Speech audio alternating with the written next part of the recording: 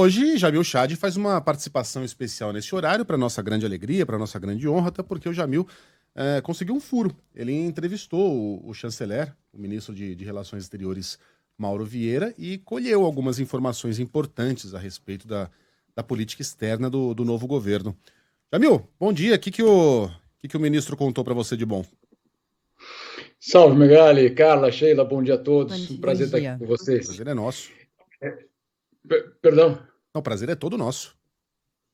O Mauro Vieira, o chanceler, ele está ainda nessa turnê para se apresentar, não como chanceler, porque ele já foi chanceler no passado, no governo Dilma, mas para se apresentar as novas orientações da política externa brasileira pós-Bolsonaro. Ele está na Europa, vai participar nesse fim de semana. Ele não vai ao Carnaval, ele vai a uma conferência de segurança e desarmamento, basicamente, em Munique, basicamente a principal conferência sobre segurança hoje no mundo. E eu perguntei para ele, justamente, depois daquela ida do presidente Lula para a Casa Branca, depois da conversa de Lula com Olaf Scholz, depois da conversa de Lula com Emmanuel Macron, nós tivemos várias indicações de que o Brasil, então, condenava a agressão russa ao território ucraniano. Isso ficou muito claro, inclusive, naquele comunicado final entre Biden e Lula, dizendo que lamentava uma agressão, uma violação do direito internacional. Então, eu perguntei para ele, Megali, isso significa que o Brasil está tomando posição na guerra? E a resposta dele, vamos ouvir. Ih, pera um pouquinho, Jamil, a gente tá sem o áudio aqui. Então faz o seguinte, você conta pra gente o que ele disse, enquanto isso a gente vai separando, pode ser? Tá quase na mão, daí já a gente exibe aqui. Vai. Já vou explicar. O que ele disse é que não, que o Brasil não vai tomar posição na guerra na Ucrânia, mesmo reconhecendo que o agressor foi a Rússia. Essa, pelo menos, é a posição do governo brasileiro para justamente se credenciar com os dois lados, Megali. De um lado, dizendo, olha, de fato, eu considero que isso foi uma agressão, e você se coloca ao lado de países como os europeus, como os americanos, que querem justamente esse reconhecimento internacional de que há um agressor, e o agressor é a Rússia, mas, ao mesmo tempo, ele diz, nós não vamos tomar posição na guerra. Para quê? Para manter algum tipo de credibilidade para, eventualmente, ser um negociador aceito pelos dois lados, tanto por russos como por ucranianos. Vamos lembrar aqui a ideia do governo brasileiro, que na verdade não é do governo brasileiro, depois a gente pode falar sobre isso, mas o que vem sendo encampado pelo governo brasileiro é a criação de um grupo de países que poderia justamente funcionar como interlocutor para os dois lados. Países que não estão envolvidos na guerra. Brasil, Turquia, Indonésia, México e, eventualmente, a China, justamente para funcionar como interlocutores. Agora, as coisas vão ficando mais complicadas. Por quê? Porque em abril, Sergei Lavrov, que é o chanceler russo, o braço direito de Vladimir Putin, vai ao Brasil.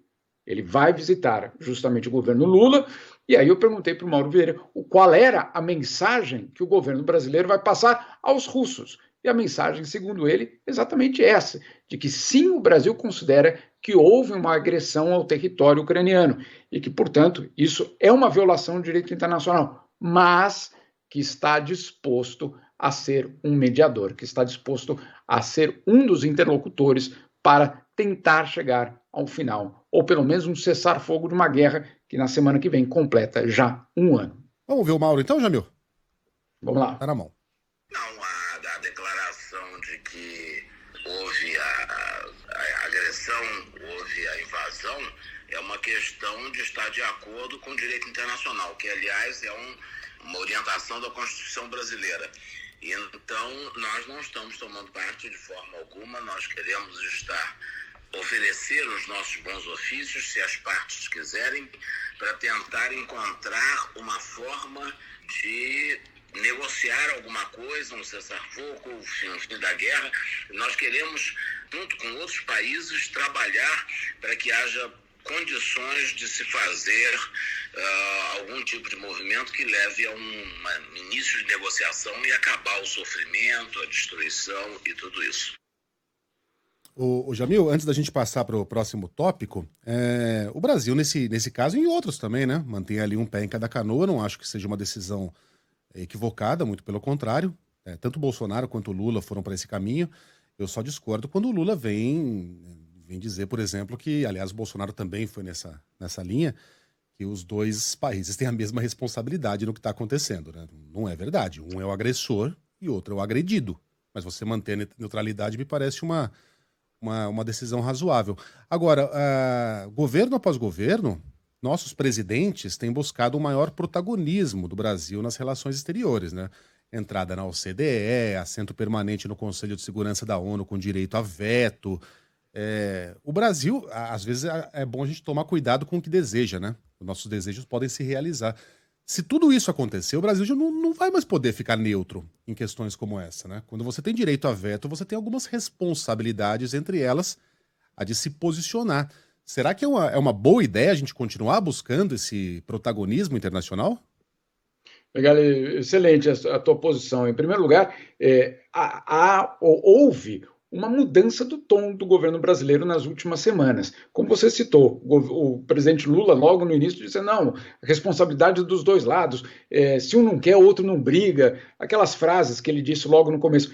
Ele mudou, isso depois, principalmente, das reuniões com Olaf Scholz, com Emmanuel Macron e agora com Joe Biden. A declaração hoje do governo brasileiro é só a de que houve uma agressão de um lado, mas que quer negociar de outro. Então, eu acho que o governo sintonizou um pouco essa questão, mas, bom, vamos ver se é mantida dessa forma. Hoje, o governo brasileiro parece ter uma clareza um pouco maior sobre essa equação, que é difícil de montar, sem dúvida nenhuma. Agora, você... Sim. Não, eu queria a interpretação, a análise do Jamil também sobre um outro evento bem recente, Jamil, que foi aquele pedido do governo dos Estados Unidos com relação aos navios iranianos, para que eles não atracassem, né, no Brasil, e aí fica aquela situação complicadíssima, né, porque, por um lado, o Brasil tem a soberania dele questionada pelo governo americano com um pedido como esse. Se ceder, abre precedente para outros pedidos também de outros países. São situações muito difíceis de serem manejadas, e esse cálculo que você está dizendo tem que ser feito, né, mesmo, e em situações muito distintas, né, porque os reflexos são muito diferentes. Com relação a esse caso aqui do governo americano e do Irã também, Jamil, você tem alguma informação? Eu queria também saber da sua análise com relação a isso. Olha, Carla, de fato ela tem uma ligação direta com o que o Megali perguntou sobre esse posicionamento do Brasil nos órgãos internacionais. Sim, Megali, se o Brasil um dia fizer parte do Conselho de Segurança como membro permanente, ele vai ter que permanentemente tomar decisões. Né? Permanentemente, porque é que a gente não acompanha a agenda do Conselho de Segurança, mas eu te digo, a agenda do Conselho de Segurança é absolutamente diária. Só para você ter uma ideia, na segunda-feira passada, teve uma reunião absolutamente fundamental sobre o acesso da ajuda humanitária às vítimas do terremoto na Síria, não na Turquia, na Síria. Ou seja, são coisas que acontecem de uma forma permanente, conflitos em todo o mundo. Então, sim, fazer parte do Conselho de Segurança significará, sim, que o Brasil terá de tomar decisões muito mais assertivas do que talvez está acostumado, eu não diria nos últimos governos, eu diria nas últimas décadas. Mas, enfim, vamos chegar lá, porque a reforma do Conselho de Segurança está muito distante ainda.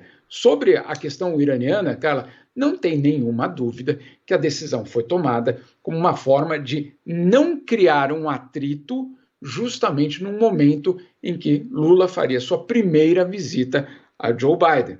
Inclusive, dentro do Itamaraty, foi interpretado de que forma? Como uma provocação, não uma provocação, mas uma isca dos iranianos. Olha, vamos fazer um pedido para atracar os navios justamente na semana que eles estão indo lá à Casa Branca. E essa, sim, foi uma jogada muito bem, eu diria, coordenada dos iranianos e de outros atores internacionais. Então, o governo brasileiro ali tentou se resguardar. Mas aí você tem toda a razão. E a coerência, né? Porque a pergunta da próxima vez, ele pode atracar porque nós não temos uma visita marcada para a Casa Branca? como é que fica? Né? Então, coerência na política externa é extremamente difícil, mas ela é fundamental para a credibilidade do país.